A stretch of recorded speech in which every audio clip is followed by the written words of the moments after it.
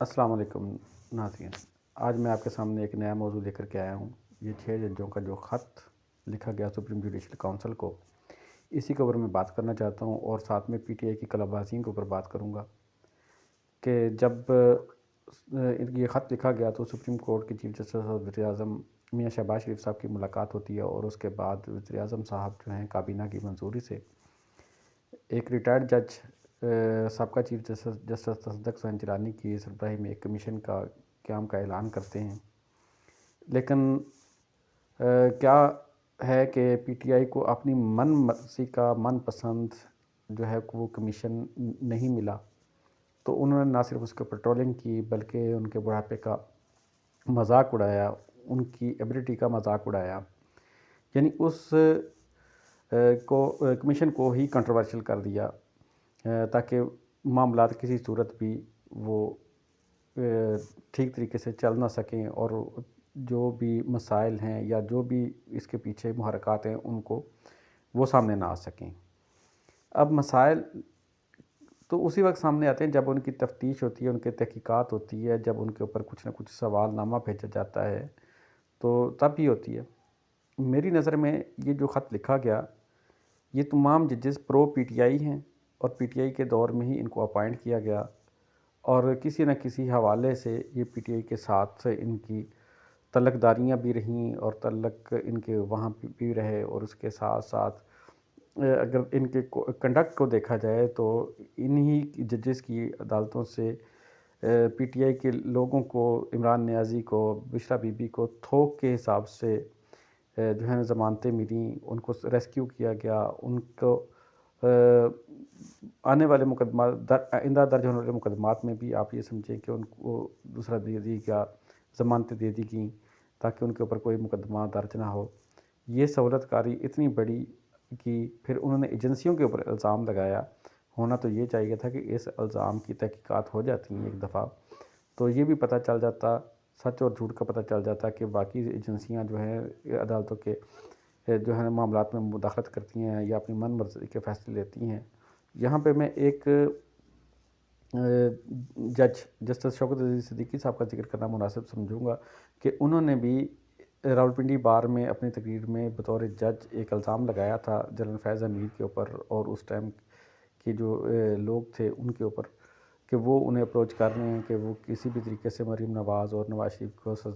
جو سزائیں ہوئی ہیں ان کی اپیلیں جو ہیں نا وہ نہ سنی جائے، اور ان کی یا ان کے جو معاملات ہیں ان کو اسی طرح پینڈنگ رکھا جائے تاکہ جو ان کی 2 سال کی محنت ہے وہ ضائع نہ ہو جائے۔ یعنی میاں نواز شریف کو جیل میں رکھنا اور مریم بی بی کو جیل میں رکھنا، اس میں وہ معاملات تھے، تو اس کے اوپر انہیں سپریم جوڈیشل کونسل کے ذریعے اس ٹائم جسٹس ثاقب نثار کے انڈر تھی، انہیں وہاں سے ہٹایا گیا، بطور جج ہٹایا گیا۔ وہ حالانکہ وہ آئندہ آنے والے اسلام آباد ہائی کورٹ کے چیف جسٹس بھی تھے۔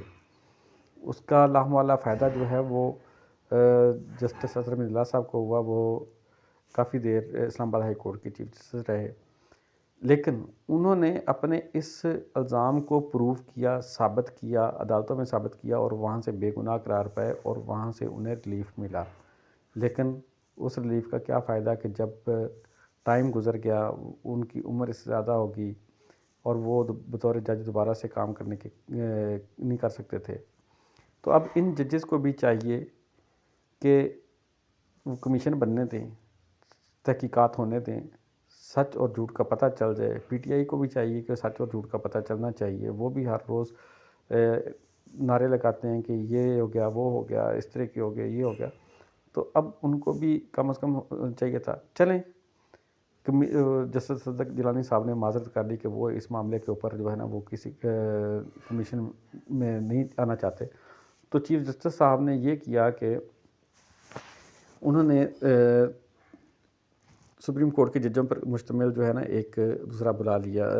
بینچ بنا دیا۔ اب اس بینچ کے سامنے غالباً آج سے پروسیڈنگ شروع ہوگی، اور اس کے سامنے تمام چیزیں سامنے رکھنی چاہیے، اور یہ بھی ہونا چاہیے کہ جو معاملات ہوئے ان کی مکمل طور پہ تحقیقات ہونی چاہیے،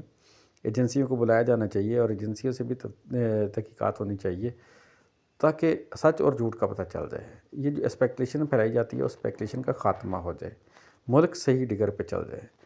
کہیں میں میرا ایک یہ بھی دوسرا ہے کہ کہیں یہ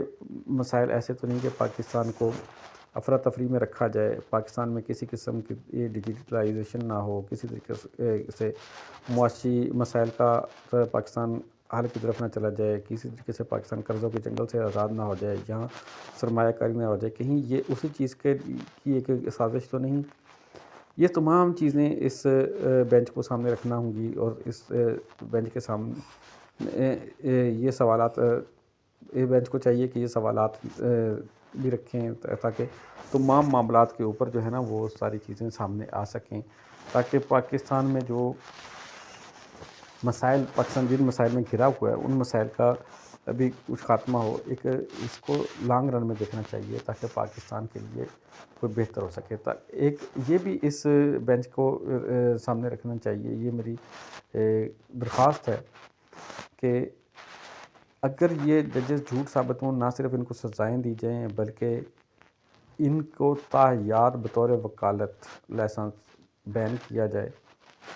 اور اگر واقعی کوئی ایجنسیز کے لوگ ایسے ملوث ہیں تو ان کو بھی ٹھیک ٹھاک سزا دی جائے، تاکہ آئندہ کسی بھی ادارے یا دوسرے ایجنسی کے لوگ اس قسم کی حرکتیں نہ کر سکیں۔ اور اگر یہ جج واقعی ہی ان اداروں کو جو ہے نا وہ اسکینڈلائز کرنے کے مرتکب پائے جائیں، تو وہ میں پہلے کہہ چکا ہوں کہ ان کو سخت ترین سزائیں دی جانی چاہیے، اور ان کی کوڈ آف کنڈکٹ کی خلاف ورزی سے بطور جج انہوں نے جو برات لی ہیں، تنہائیں لی ہیں، وہ بحق سرکار واپس دی جائیں، اور اس کے ساتھ ساتھ ان کا تاحیات تو وکالت لائسنس تو معطل ہونا ہی چاہیے۔ پھر ان کی جو کرپشن ہے، سننے میں آ رہا ہے کچھ جج کرپشن میں ملوث ہیں، یہ وہی جج ہیں جو کرپشن میں ملوث ہیں، اور ان کے اثاثے بطور جج کافی زیادہ بڑے ہیں، تو اس کے اوپر بھی تحقیقات کرنے کی ضرورت ہے، اور اس کے اوپر بھی باقاعدہ کچھ نہ کچھ سٹیپ لینے کی ضرورت ہے۔ یہ بھی کرنا چاہیے، اور حکومت کو بھی ایک تھرڈ آئی سے ہی اس معاملات کو آگے نمٹانا چاہیے، اور عدالت کی معاونت کرنی چاہیے تاکہ عدالت صحیح نتیجے کے اوپر پہنچے۔ اور اٹارنی جنرل کا بھی رول اس میں بڑا واضح ہے کہ انہوں نے حکومت کی نمائندگی کرتے ہوئے تمام معاملات کو اوپن اینڈ شٹ پالیسی کے تحت سامنے لانا ہے، تاکہ سچ اور سچ کا پتہ چل سکے۔ امید کرتا ہوں آپ کو میری یہ ویڈیو بڑی پسند آئی ہوگی۔ میں دوستوں سے گزارش کروں گا میرا چینل سبسکرائب کر دیں، اور بیل آئیکن کا بٹن دبا دیں، اور میری ویڈیوز کو لائک کریں۔ اللہ حافظ۔